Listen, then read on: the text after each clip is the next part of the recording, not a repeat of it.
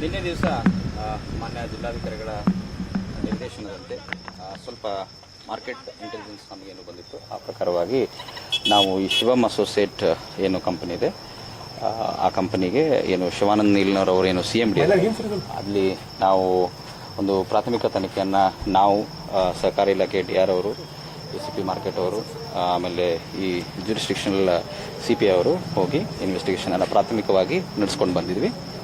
ಆ ಪ್ರಕಾರವಾಗಿ ಒಂದು ವರದಿಯನ್ನು ನಾವು ಈಗಾಗಲೇ ಮಾನ್ಯ ಜಿಲ್ಲಾಧಿಕಾರಿಗಳ ಮುಖಾಂತರ ಸರ್ಕಾರಕ್ಕೂ ಸಹಿತ ನೀಡಿದ್ದೇವೆ.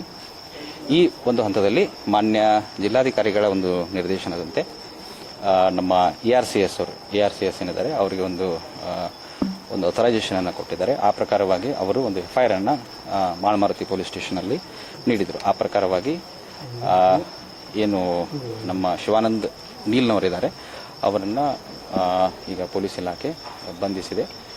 ಸೊ ಇದು ಒಂದು ಅನ್ರೆಗ್ಯುಲೇಟೆಡ್ ಫಂಡ್ ಟ್ರಾನ್ಸಾಕ್ಷನ್ ಒಂದು ಕ್ಲಿಯರ್ ಕೇಸ್ ಇರೋದ್ರಿಂದ ಸಾಕಷ್ಟು RBI ಮತ್ತು SEBI ಗೈಡ್ಲೈನ್ಸಿನ ವೈಲೇಷನ್ಗಳು ಆಗಿದ್ದಾವೆ. ಸೊ ಪ್ರಾಥಮಿಕ ಈ ಹಂತದ ತನಿಖೆಯಲ್ಲಿ ಇಷ್ಟು ನಮಗೆ ಗಮನಕ್ಕೆ ಬಂದಿದೆ. ಸೊ ಇನ್ನಷ್ಟು ತನಿಖೆಯನ್ನು ನಾವು ನಡೆಸ್ಕೊಳ್ತೀವಿ. ಕೇಳಿ ಎಷ್ಟು ಕೋಟಿ ಟ್ರಾನ್ಸಾಕ್ಷನ್ ಆಗಿದೆ? ಅದು ಈಗ ನಿಖರವಾಗಿ ಅದನ್ನು ಯಾವುದು ಹೇಳಕ್ಕೆ ಆಗೋದಿಲ್ಲ. ಸದ್ಯಕ್ಕೆ ಪ್ರಾಥಮಿಕವಾಗಿ ನಮಗೆ ತನಿಖೆಗೆ ತಗೊಂಡು ಬಂದಿದ್ದೀವಿ. ಎಷ್ಟು ಠೇವಣಿದಾರರಿದ್ದಾರೆ ಅದರದ್ದು ಮಾಹಿತಿಗಳನ್ನು ಸ್ವಲ್ಪ ತಗೊಂಡು ಬಂದಿದ್ದೀವಿ.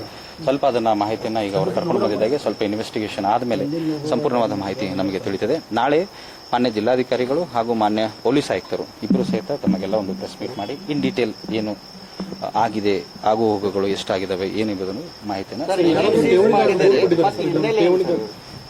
ಠೇವಣಿದಾರರು ಯಾರಾದರೂ ದೂರು ಕೊಟ್ಟಿದ್ದಾರೆ ಸದ್ಯಕ್ಕೆ ಠೇವಣಿದಾರರು ಕೇಳಿದ್ದಾರೆ. ಬಟ್ ಅದು ಆ ರೀತಿ ಯಾವುದು ಮೌಖಿಕವಾಗಿ ಅಥವಾ ಇದರಲ್ಲಿ ದೂರುಗಳು ಬಂದಿಲ್ಲ ನಮ್ಗೆ ಯಾವುದು. ಸರ್, ಈಗ ಸಾವಿರಾರು ಕೋಟಿ ರೂಪಾಯಿ ಠೇವಣಿ ಸಂಗ್ರಹಿಸಿದ್ದು ಆ ಹಣ ಎಲ್ಲಿ ಬಳಕೆಯಾಗಿದೆ ಮತ್ತು ಅದು ಹಣ ಅದನ್ನೇ ಅದು ಟ್ರಾನ್ಸಾಕ್ಷನ್ ಆಗಿದೆ, ಎಲ್ಲಿ ಆಗಿದೆ ಏನಾಗಿದೆ ಅದನ್ನ ತನಿಖೆ ಮಾಡಿದ್ಮೇಲೆ ತಾನೇ ಗೊತ್ತಾಗುತ್ತೆ. ಸೊ ಅದಕ್ಕೆ ಸ್ವಲ್ಪ ಕಾಲಾವಕಾಶ ಬೇಕಾಗ್ತದೆ. ತನಿಖೆ ಮಾಡಿದ್ಮೇಲೆ ನಾವು ಅದನ್ನು ವಿವರವಾಗಿ ಮಾನ್ಯ ಜಿಲ್ಲಾಧಿಕಾರಿಗಳು ನಾಳೆ ತಮಗೆ ವಿವರವಾಗಿ ನೀಡುತ್ತೇವೆ.